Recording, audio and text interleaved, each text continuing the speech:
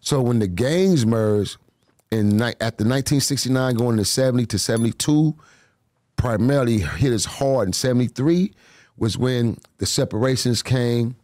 Because I remember specifically as a youngin' going to Will Rogers Park, following the entourage of my big homies in the first generation, which was my big homie Ray Boys, rest in peace, the Barker brothers, Bunny Hunter Frog,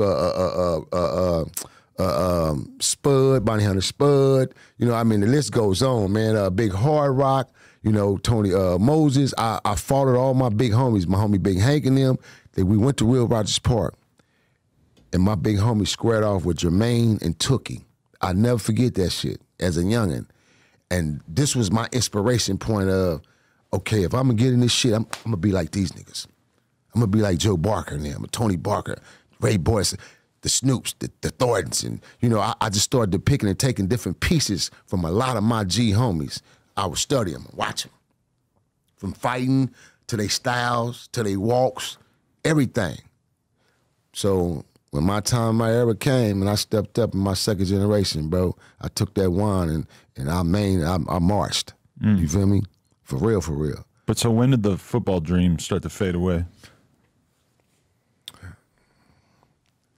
Sad to say, man, I couldn't stay strong at them after the loss of my parents, bro, back to back. After I lost my king, now my daddy prepared me because now the great thing about losing my father, and like I said, I just left him last week. I just left him in Kansas City, filmed I filmed the whole grave site for my doc, film all that, man. I ended up breaking down in tears. It was very emotional, even though I was in character, but it was very cinematic, but it was raw, it was real.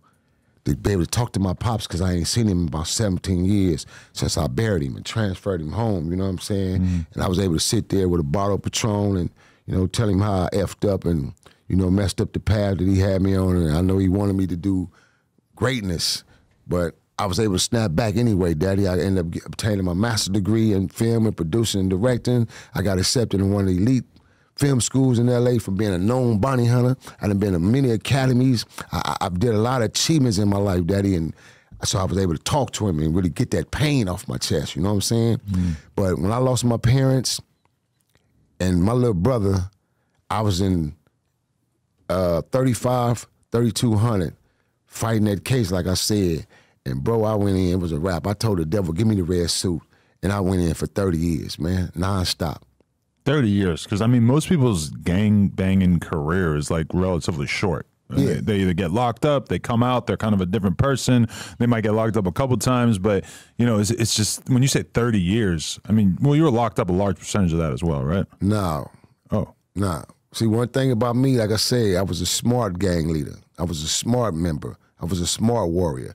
I didn't go to jail for tedious bullshit. I wasn't coming home and then go do a $5 robbery and go do 5 years. If it wasn't a $500,000 robbery, then I ain't doing it.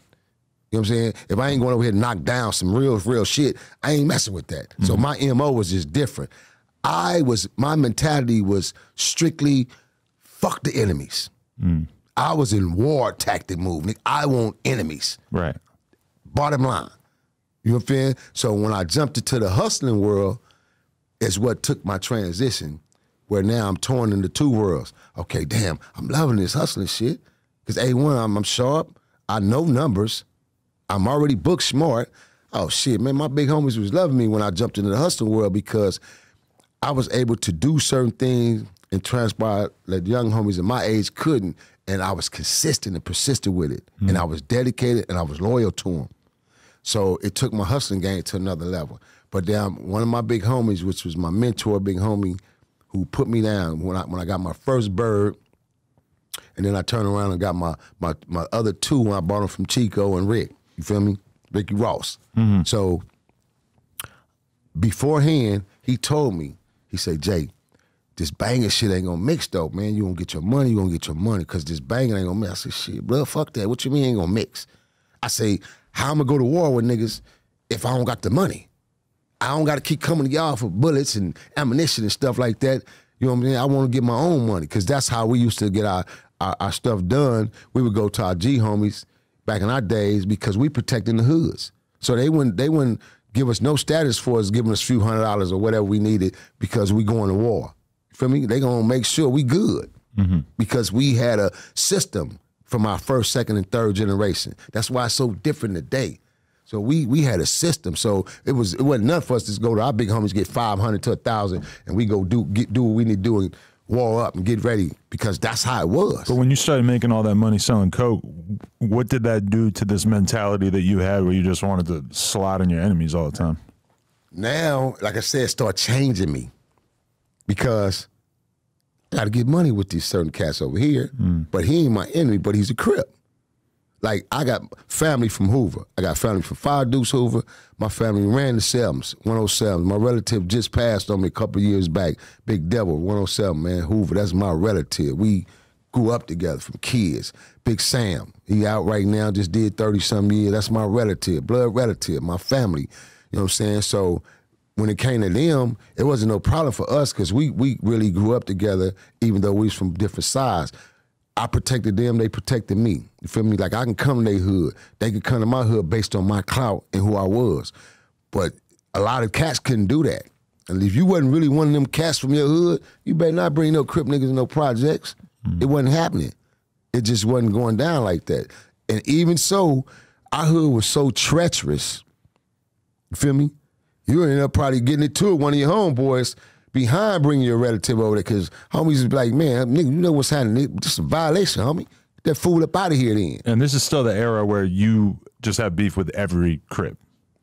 Yeah, basically. Primarily. Like, because now it's all complicated. Yeah, if you're blood, Crips is your enemy. Ain't no specific, oh, well, they ain't, you know how today these cats be like, well, shit, I get along with them, but they're my ops over there. Right. Well, how is that so? How the fuck do that happen?